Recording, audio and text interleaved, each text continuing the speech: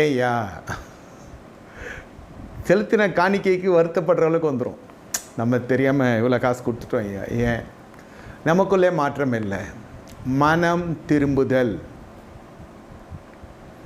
எதிலெல்லாம் மனம் திரும்பணும் என்றால், முதல்ல சுபாவத்திலே மனம் திரும்பணும்.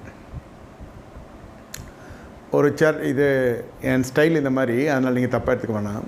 இப்போ அது மீசை இல்லை, இது ஒரு சபையினோட உபதேசமாகவே இருக்கும். மீசை வைக்கிறது ஒரு பெரிய பொல்லாப்பாகவே பேசுவாங்க. அது ஒரு கொஞ்சம் நேரம் பேசுவாங்க. அப்போனா கர்த்தர் விளைய வைக்காமல் இருந்திருக்கலாமே. என்ன? ஸோ இது சர்ச் டு சர்ச்சு போகிறப்போ இந்த எக்ஸ்டர்னல் காஸ்மெட்டிக்ஸும் மாறும், காஸ்டியூம்ஸ் மாறும், காஸ்மெட்டிக்ஸும் மாறும். வாழ்க்கை மாறாது, சூழ்நிலைகளும் மாறாது. ஏன்? உங்களுக்குள்ள சுபாவ மாற்றம் இல்லை.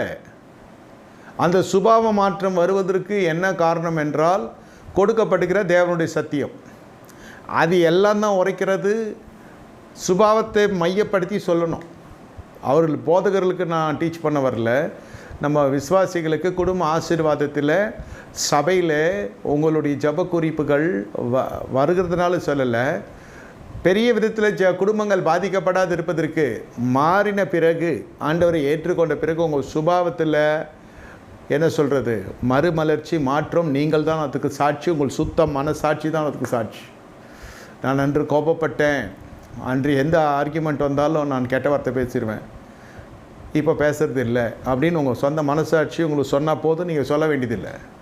ஏன் நீங்கள் சொல்ல வேண்டியதில்லை? அந்த சாட்சினாக்கா உங்களை பார்த்தாலே தெரியும் அந்த சாட்சி. ஒரு சில சந்தர்ப்ப சூழ்நிலை நீங்கள் கூட்டி கழித்து பாருங்கள். அன்னாட வாழ்க்கையில் உங்களுக்கு இருக்கிற பிரச்சனை இல்லை இந்த மாதிரி இல்லை. மனைவி சொல்ல வேண்டிய புருஷன் முன்ன மாதிரி இல்லை, புருஷன் சொல்ல வேண்டிய மனைவி முன்ன மாதிரி இல்லை. பிள்ளைகளுக்கு ஒரு நல்ல எதிர்காலத்தை உருவாக்க வேண்டும் என்று விரும்புகிற ஒவ்வொரு பெற்றோருடைய இருதயத்திலும் சுபாவத்தின் மீது பழைய வாழ்க்கை ஒன்று இருக்கிறது, புதிய வாழ்க்கை ஒன்று இருக்கிறது. கோபம் வந்தால் பழைய சுபாவம் வருகிறதோ, சாந்தமாக நம்ம சாதாரணமாக சூழ்நிலைகள்லாம் நல்லா இருக்கிற போது சோத்திரன்றதும் நாம் மயக்காரராக மாறுறோம்.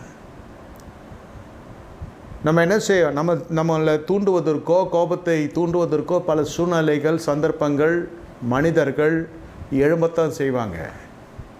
ஆனால் வேதம் என்ன சொல்லுகிறது? யாக்கோபு 1:4 நீங்கள் ஒன்றிலும் குறைவுள்ளவர்களாய் இராமல் பூரண நிறைவுள்ளவர்களாய் இருக்கும்படிக்கு பொறுமையானது பூரண கிரியை செய்ய கடவுது. பொறுமை தான் சாவி. குறைவுகளை தீர்க்கிறதுக்கு பொறுமை. என்ன?